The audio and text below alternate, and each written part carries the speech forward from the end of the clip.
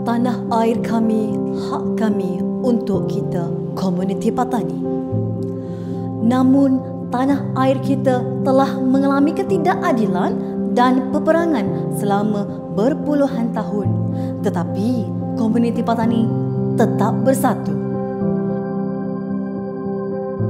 Seperti mana disepakati di dalam prinsip am bahawa kedua belah pihak di antara BRN dan RTG telah sepakat untuk mencari jalan penyelesaian konflik ini melalui solusi politik, termasuk bentuk pemerintahan, pengiktirafan identiti, pembangunan dan ekonomi, pendidikan dan sebagainya.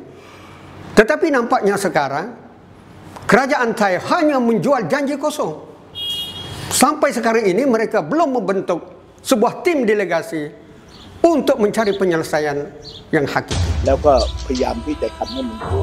Timbalan Perdana Menteri Phumtham berulang kali mengatakan kerajaan Thai sedia untuk rundingan damai. Pada 2022, kedua-dua pihak BRN dan RTG bersepakat akan membuat gencatan senjata bersama konsultasi awam. Namun, sampai sekarang rakyat masih menunggu. Marilah kita bersatu membela tanah air, membina bangsa, menentukan nasib sendiri.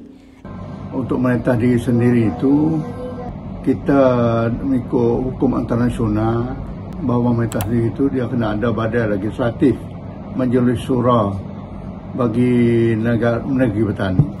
Yang kedua, menentah diri itu maknanya kita kena ada badan pemerintahan bagi negeri petani. Dan juga yang ketiga adalah badan yudikatif, Mahkamah Hukum Islam bagi negeri petani. Ingat, tanah air kami, hak kami untuk kita, komuniti Patani. Rakyat kita mesti mendapat yang terbaik dan BRN akan terus berjuang agar komuniti kita mendapat pemerintahan sendiri dari kita, oleh kita dan untuk kita. Merah putih berbunga.